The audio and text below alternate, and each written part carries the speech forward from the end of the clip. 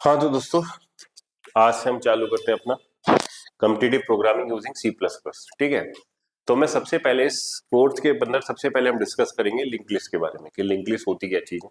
But link list को start करने से पहले मैं थोड़ा सा आपसे डिस्कस करना चाहता हूँ स्ट्रक्चर, कि स्ट्रक्चर कॉन्सेप्ट होता है क्या। समझने की कोशिश करो, पहले उसकी नीड समझते हैं कि भाई जब हम कोई डिक्लेयर करते हैं, हमने लिखा इंट ए, ये डिक्लेरेशन क्या बोल रहा है? ये कह रहा है कि मैं इस ए टाइप के अंदर, ए जो क्या है मेरा वेरिएबल, वेरिएबल ठीक है लाइन, तो ये इस ए वेरिएबल के अंदर मैं इंटीजर टाइप की वैल्यू सेव करूंगा। ये क्या है? Data type. ठीक है, डाटा टाइप। तो हम इस डिक्लेरेशन से बोल रहे कि इस ए वेरिएबल के अंदर मैं इंटीजर टाइप की वैल्यू सेव करूंगा। बट अगर मुझे नीड है, मैं कोई ऐसा वेरिएबल ए1 चाहता हूं कि जिसके अंदर मैं इंटीजर और फ्लोट दोनों सेव कर सकूं। ठीक है, तो अगर मैं इस डिक्लेरेशन की बात करूं, अगर मैंने लिखा ए इक्वल टू 5, तो मैं अगर इसका मेमोरी रिप्रेजेंटेशन कि मेमोरी में सेव हो रहा है, तो मैंने कहा ए मेमोरी का नाम है और उसमें आपने 5 को सेव कर लिया वैल्यू को। ठीक है, तो ये डिक्लेरेशन कह रहा है कि भाई मैं ए के अंदर इंटीजर टाइप की वैल्यू सेव करूंगा, ये आपने उसमें वेरिएबल ए के अंदर वैल्यू असाइन कर दी, तो आपके मेमोरी में कुछ ऐसा सेव हो गया। अब मेरी रिक्वायरमेंट क्या है? मैं चाहता हूं इस ए1 वेरिएबल के अंदर मैं एक इंटीजर वैल्यू सेव कर सकूं और एक फ्लोट वैल्यू सेव कर सकूं। तो मैंने कहा कि अब बताओ कि भाई ए1 का टाइप क्या होगा। तुमने कहा सर ये तो दो डिफरेंट टाइप की वैल्यू आप ए1 के अंदर सेव करना चाहते हो, तो मैं ऐसे तो नहीं लिख सकता। मैंने कहा भाई इंटीजर चाहिए तो इंट फ्लोट ए1, कि भाई ए1 इंट फ्लोट टाइप का है, तो ये तो गलत है, ये पॉसिबल ही नहीं है आपके इस लैंग्वेज में। तो उन्होंने कहा कि जब आपको कुछ अलग टाइप की वैल्यू सेव करनी है, मतलब एक ही वेरिएबल के अंदर आप दो डिफरेंट टाइप की वैल्यू को सेव करना चाहते हो, तो सी प्लस प्लस ने आपको फ्लेक्सिबिलिटी दी कि आप अपना डाटा टाइप बना सकते हो। तो उन्होंने आपको दो तरीके बताए सी प्लस प्लस ने, कि अगर आपको अपना डाटा टाइप बनाना है, user defined data type create करना है, तो आप स्ट्रक्ट की हेल्प से कर सकते हो और क्लास की हेल्प से अपना डाटा टाइप बना सकते हो। देखो सी प्लस प्लस की स्ट्रक्चर और सी की स्ट्रक्चर में अंतर होता है, वो अभी देखेंगे जैसे जैसे हम यूज करेंगे। तो उन्होंने कहा भाई तुम्हें अपना एक ए1 एक ऐसा टाइप बनाना है ए1 कि जिसके अंदर आप इंटीजर और फ्लोट दोनों सेव कर सको। तो आपने कहा मैं ऐसे अगर डिक्लेयर करता हूं तो मैंने कहा ये कंपाइल टाइम एरर शो कर देगा, क्योंकि ये लैंग्वेज में पॉसिबल ही नहीं सी प्लस प्लस के अंदर। तो तुमने कहा फिर क्या करें? मैंने कहा तो अपना डाटा टाइप बना। तब तुमने पूछा डाटा टाइप बनाएंगे कैसे? तो सी प्लस प्लस ने आपको दो कीवर्ड दिए, स्ट्रक्ट और क्लास, जिसकी हेल्प से आप अपना डाटा टाइप बना सकते हो।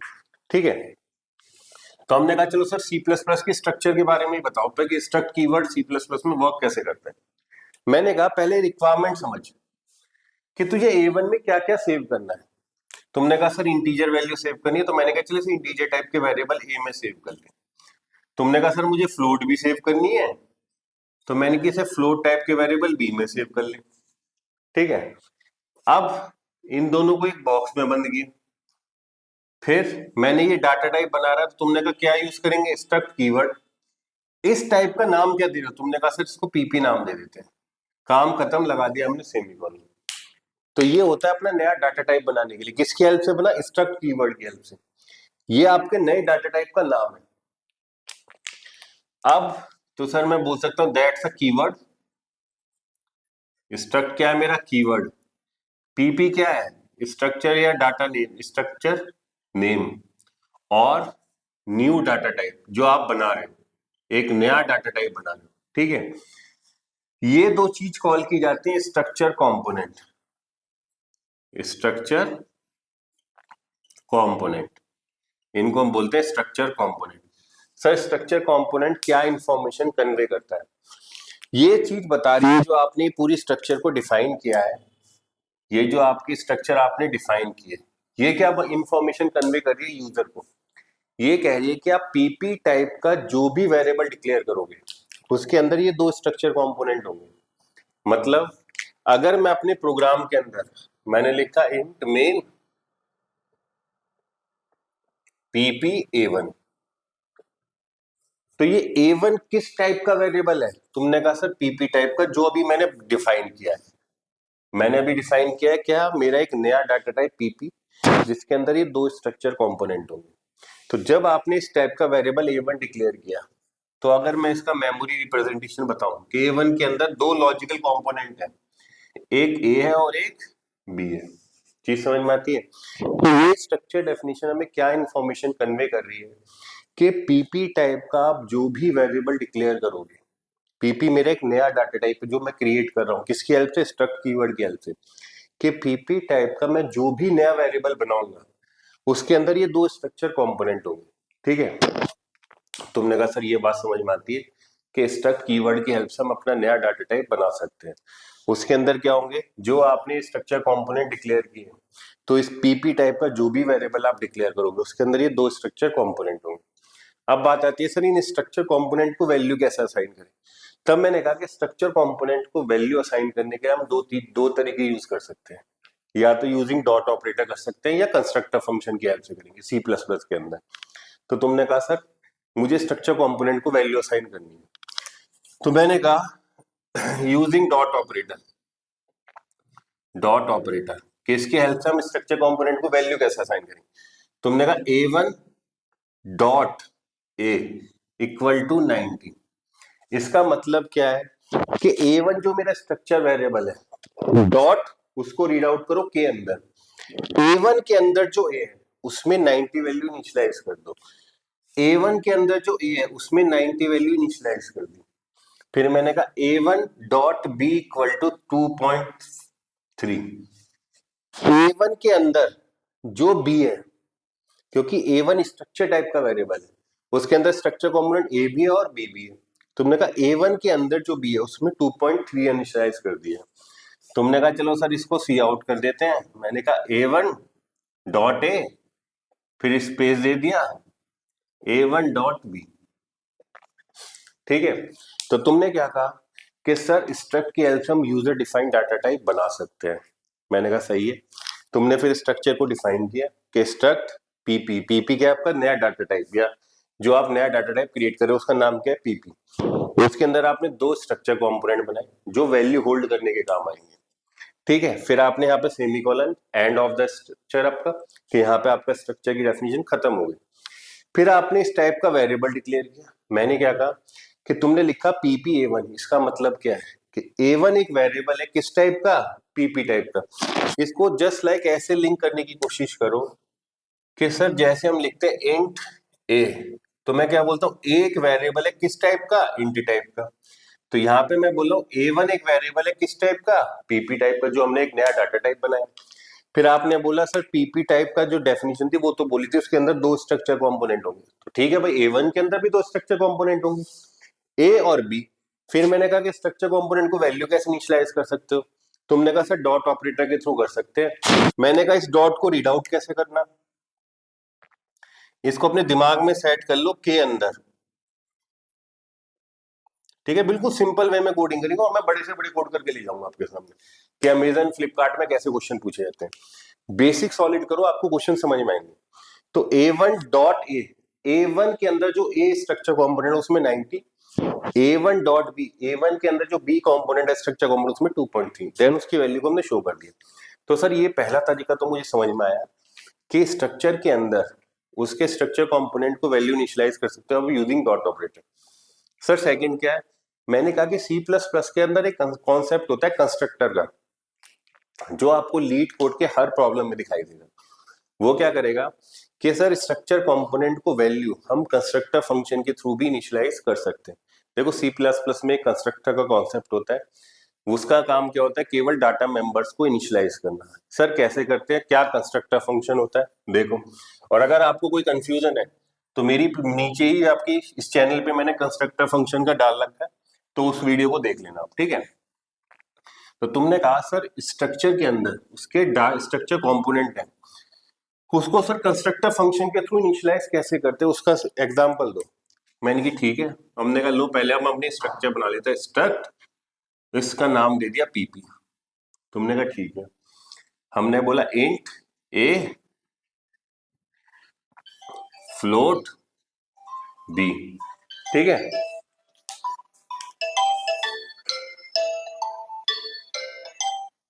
फ्लोट बी, तुमने कहा सही है सर।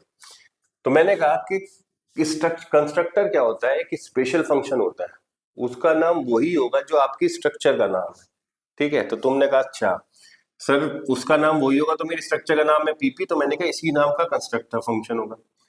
अब ये फंक्शन है तो फंक्शन के बाद क्या होना चाहिए सर, ब्रैकेट होनी चाहिए। तुमने कहा ठीक है। अगर आपने कुछ आर्गुमेंट नहीं दिया, इसको बोलते हैं जीरो आर्गुमेंट कंस्ट्रक्टर फंक्शन। मैंने इसको केवल खाली छोड़ दिया, या चलो इसमें वैल्यू डाल देते हैं कि जब भी ये कंस्ट्रक्टर फंक्शन चले, डाटा मेंबर ए में तो 0 डाल दे, बी में 10 डाल दे, और ये मेरा कंस्ट्रक्टर फंक्शन खत्म हो गया। तुमने कहा सर एक से ज्यादा कंस्ट्रक्टर ओवरलोड हो सकता है सी प्लस, मैंने क्या हो सकता है, मतलब एक ही नाम के एक से ज्यादा फंक्शन हो सकते हैं, ओवरलोड कॉन्सेप्ट बोलते हैं उसको। तुमने कहा सर एक हमने और बना दिया पीपी, इसके अंदर मैंने दो आर्गुमेंट दे दिए, इंट एक्स और इंट वाई। मैंने कहा ठीक है, इसका काम क्या होगा, ये सर इस डाटा मेंबर जो ए है उसमें तो एक्स डाल देगा, बी में वाई डाल देगा। उन्होंने कहा ठीक है, इसको हम बोलते हैं पैरामीटराइज कंस्ट्रक्टर। देख लो, इस फंक्शन का नाम भी वही है जो आपके स्ट्रक्चर का नाम है। तो ये क्या है, कंस्ट्रक्टर फंक्शन। एक से ज्यादा डेफिनेशन एग्जिस्ट कर ले तो ये सपोर्ट कर रहा है फंक्शन कंस्ट्रक्टर ओवरलोडिंग को। ठीक है, तुमने कहा सही है सर, मैंने कि स्ट्रक्चर खत्म, सेमीकोलन लगा दिया। तो मैंने क्या कहा कि मैंने अपने एक नया डाटा टाइप पीपी बनाया जिसके अंदर दो स्ट्रक्चर कंपोनेंट है। ये दीज आर स्ट्रक्चर कंपोनेंट। ठीक है, इन स्ट्रक्चर कंपोनेंट को इनिशियलाइज करने के लिए या तो मैं डॉट ऑपरेटर यूज कर सकता था, या मैं सेकंड अप्रोच दे रहा हूं कंस्ट्रक्टर फंक्शन के। कंस्ट्रक्टर फंक्शन के थ्रू हम कैसे इन स्ट्रक्चर कंपोनेंट को वैल्यू इनिशियलाइज करेंगे। तो उन्होंने क्या बोला, कंस्ट्रक्टर फंक्शन एक स्पेशल फंक्शन होता है, उसका नाम वही होगा जो आपकी स्ट्रक्चर का नाम।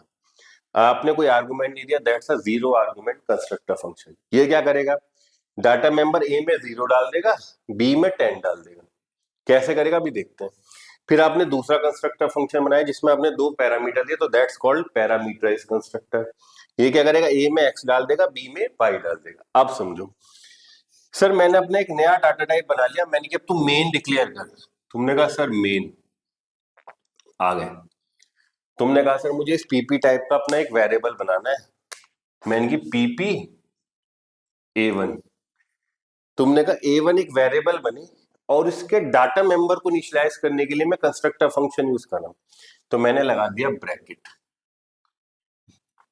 और उसमें डाल दिया 10, 20। ठीक है, दूसरा लिख दिया, केवल A2 लिख के छोड़ दिया। अब इस लाइन से होगा क्या, तुमने लिखा PP A1, A1 PP type का वेरिएबल है। उन्होंने कहा ठीक है, और तुमने इसके बाद ब्रैकेट लगाया। तो मैं चाहता हूं क्या कि A1 के डाटा मेंबर को इनिशियलाइज करने के लिए वो कंस्ट्रक्टर फंक्शन चले, तो दो आर्गुमेंट एज अ इनपुट ले रहा है। तो ये जैसी लाइन चलेगी, कंपाइलर इसके रिस्पॉन्स में ये वाला फंक्शन कॉल कर देगा। A1 और A2 क्या है, अगर C++ आपने थोड़ी सी भी पढ़ी है तो A1 और A2 दीज आर ऑब्जेक्ट और इंस्टांस किस क्लास के, किस टाइप, किसके, स्ट्रक्ट पीपी टाइप के। पीपी टाइप के ये इंस्टांस है। ठीक है, तो तुमने कहा सर मुझे A1 को, ऑब्जेक्ट नहीं इंस्टांस ही बोलो आप इसको, A1 और A2 आपने दो वेरिएबल डिक्लेयर किए। A1 को इनिशियलाइज करने के लिए वो 10 और 20 एज आर्गुमेंट पास किया। मतलब A1 के डाटा मेंबर को इनिशियलाइज करो उस कंस्ट्रक्टर के थ्रू जिसके अंदर दो argument as a value pass करो। तो तुमने कहा सर ये पैरामीटर चल जाएगा। तो अगर मैं मेमोरी रिप्रेजेंटेशन बनाऊं A1 की, तो सर A1 के अंदर भी A और B है, सर A2 के अंदर भी A और B है। तो ये लाइन क्या करेगी, A1 के लिए तो पैरामीटराइज कंस्ट्रक्टर कॉल करेगी, A2 के बाद आपने कुछ नहीं दिया तो जीरो आर्गुमेंट कंस्ट्रक्टर कॉल कर देगी। तो A1 के A में तो चला जाएगा 10, क्योंकि जो वैल्यू आपने दी एक्स पहली वाली वो तो A में असाइन होगी, दूसरी वैल्यू B में।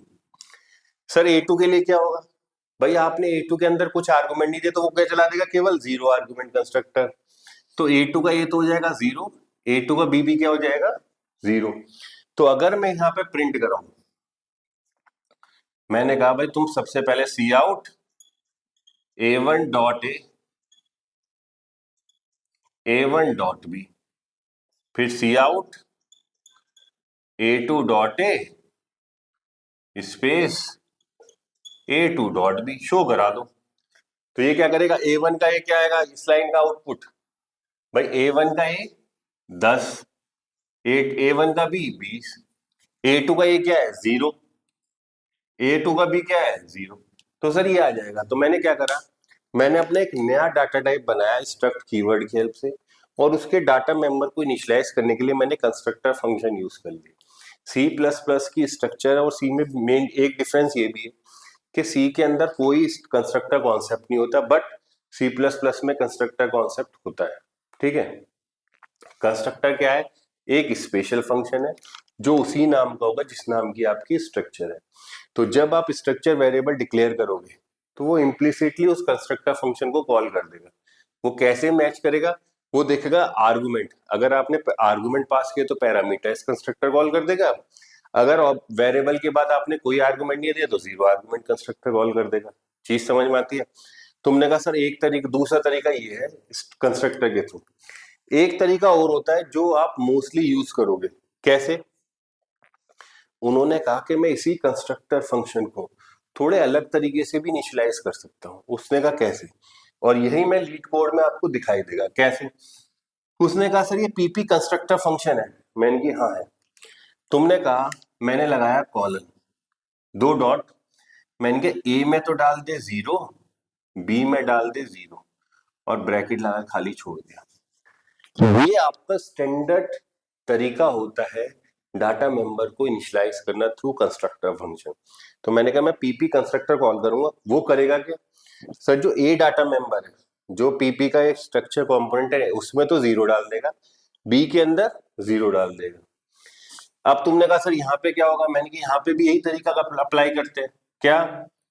तुमने कहा सर हमने पीपी एक कंस्ट्रक्टर कॉल किया जिसमें इंट एक्स इंट वाई, अब ये क्या करे? वही दो डॉट, तुमने कहा ए जो डाटा स्ट्रक्चर कंपोनेंट उसमें तो एक्स डाल दो, बी में वाई डाल दो, और उसके बाद अपना फंक्शन बनाया तो ब्रैकेट लगा के छोड़।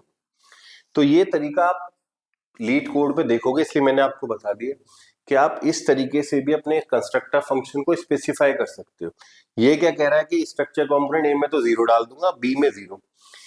ये क्या कह रहा है? ए के अंदर तो एक्स की वैल्यू कॉपी हो जाएगी, बी के अंदर वाई की वैल्यू। तो अगर आप ये कोड दोबारा से रन करोगे तो सेम आउटपुट आ जाएगा, बट कंस्ट्रक्टर को स्पेसिफाई डिफाइन करने का तरीका दूसरा आपने यूज कर लिया, और हम यही यूज करने वाले हैं। ठीक है, तो मैंने क्या कहा, स्ट्रक्ट के हेल्प से आप क्या कर सकते हो, अपने यूजर डिफाइंड डाटा टाइप बना सकते हो। उसके अंदर क्या होता है? स्ट्रक्चर के अंदर स्ट्रक्चर कंपोनेंट होते हैं। स्ट्रक्चर कंपोनेंट को आप दो तरीके से स्पेसिफाई कर सकते हो, या यूजिंग डॉट ऑपरेटर या कंस्ट्रक्टर फंक्शन के थ्रू। थर्ड और इंपॉर्टेंट तरीका क्या है, एक चीज समझो। सर हमारे पास सी प्लस प्लस के अंदर एक कॉन्सेप्ट होता है न्यू का, न्यू कीवर्ड। जैसे सी में होता है मेलॉक, इसके अंदर हमारे पास होता है न्यू कीवर्ड। तो उसका यूज समझाता हूं। क्यों? क्योंकि जितने भी आप कोड करोगे या देखोगे सी प्लस प्लस के अंदर, उसका न्यू का यूज करेगा वो। न्यू का काम क्या है? New keyword. सर ये न्यू क्या करता है? जैसे malloc run time memory allocation करता है, न्यू का काम भी क्या है आपके लिए? मेमोरी एलोकेट करना और उसका स्टार्टिंग एड्रेस रिटर्न करना। फिर सुनो, न्यू क्या करता है? डायनेमिकली मेमोरी एलोकेट करता है, मतलब रन टाइम पे, और उसका स्टार्टिंग एड्रेस रिटर्न करता है। कैसे? मैंने लिखा int main PP A1 asterisk equal to new, किसके लिए स्पेस चाहिए? पीपी के लिए, और वैल्यू उसमें 10 और 200 चाहिए। इस लाइन को समझ लो क्या है। न्यू का काम है डायनेमिकली मेमोरी एलोकेट करना। किसके लिए करेगा? पीपी के लिए। पीपी क्या है? मेरा स्ट्रक्चर वेरिएबल है, और उसके स्टाफ मेंबर किससे इनिशियलाइज हो जाएंगे? सर 10 और 200 से, मतलब उसके डाटा स्ट्रक्चर कंपोनेंट को वैल्यू इनिशियलाइज कर देगा।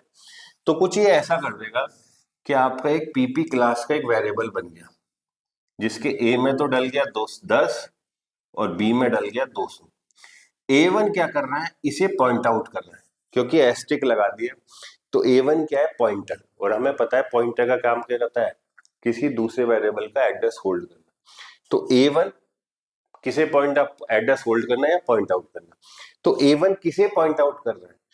सर पीपी टाइप का जो आपने एक वेरिएबल बनाया है, जिसके ए में तो 10 डाल रखा है स्ट्रक्चर कंपोनेंट, क्योंकि यहां भी ये कॉल करेगा।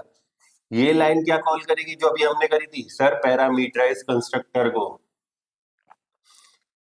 तो पैरामीटराइज कंस्ट्रक्टर क्या करता है? सर उस वेरिएबल के एक कंपोनेंट को इनिशियलाइज करने के लिए होता है, स्ट्रक्चर कंपोनेंट को। तो पीपी 10,200 मतलब एक स्ट्रक्चर वेरिएबल बनेगा पीपी टाइप का, उसके ए कंपोनेंट में 10 जाएगा, बी में 200, उसका एड्रेस उसे पॉइंट आउट कौन कर रहा होगा, A1। तो सर अब मुझे A1 इस स्ट्रक्चर वेरिएबल को पॉइंट आउट कर रहा है, मुझे एक्सेस करना है, तो मैंने लिखा सी आउट, अगर मैं लिखूं A1 जिसे पॉइंट आउट कर रहा है उसके ए की वैल्यू, फिर मैंने स्पेस दे के आया, फिर मैंने बोला A1 जिसे पॉइंट आउट कर रहा है उसके बी की वैल्यू, तो क्या आएगा, A1 जिसे पॉइंट आउट करा है जिस स्ट्रक्चर वेरिएबल को, उसके ए की वैल्यू, तो आउटपुट क्या जाएगा सर, यहाँ पे तो 10 आ जाएगा। बी की वैल्यू को 300 कर देते तो यहाँ पे आउटपुट क्या जाएगा सर, 300। तो यही है आपका स्ट्रक्ट का concept, user defined data type बनाने के लिए। स्ट्रक्चर कंपोनेंट को वैल्यू कैसे इनिशियलाइज कर सकते हो, या तो डॉट ऑपरेटर जिसे हम पढ़ेंगे के अंदर, A1 डॉट A1 के अंदर जो है उसमें वैल्यू, फिर सेकंड अप्रोच कंस्ट्रक्टर फंक्शन के थ्रू इनिशियलाइज कर सकते हो। फिर थर्ड हमने क्या करा, न्यू की हेल्प से। न्यू का काम क्या है, डायनेमिकली मेमोरी एलोकेट करना। पीपी 10,200 मतलब पीपी क्लास का कंस्ट्रक्टर फंक्शन चलेगा, पैरामीटराइज्ड कंस्ट्रक्टर, और उस वेरिएबल के जो स्ट्रक्चर कंपोनेंट उन्होंने वैल्यू इनिशियलाइज कर देगा। तो तुमने कहा सर एक स्ट्रक्चर वेरिएबल बन गया पीपी टाइप का, जिसके ए में तो 10 है, बी में 300 डाल दिया, A1 उसे पॉइंट आउट कर रहा है। अब तुम्हें A1 के थ्रू इसको एक्सेस करना है, तो क्या बोल सकते हो, A1 जिसे पॉइंट आउट कर रहा है उसका ए की वैल्यू, A1 जिसे पॉइंट आउट कर रहा है उसे बी की वैल्यू। तो इस एरो को रीड आउट कैसे करना है, जिसे पॉइंट आउट करना है, हिंदी में लिख लिया करो, कोई दिक्कत नहीं, जिसे पॉइंट आउट कर रहा है। तो भैया A1 जिसे पॉइंट आउट कर रहा है, जिस भी स्ट्रक्चर वेरिएबल को, उसके ए की वैल्यू को पॉइंट आउट कर, प्रिंट करवा सकते हैं। ठीक है, ये सिंपल सा तरीका है स्ट्रक्ट का। सी प्लस प्लस का स्ट्रक्चर को हम ऐसे यूज करेंगे पूरे कोड के अंदर। अब मेरा काम क्या है सर, अब मैंने बेसिक सेट कर दिया कि स्ट्रक्ट क्या चीज है, कैसे आप यूज करते हो, कैसे डिक्लेयर करते हो। अब मैं आपको इसे कोड के थ्रू दिखा देता हूँ, ठीक है, चलो।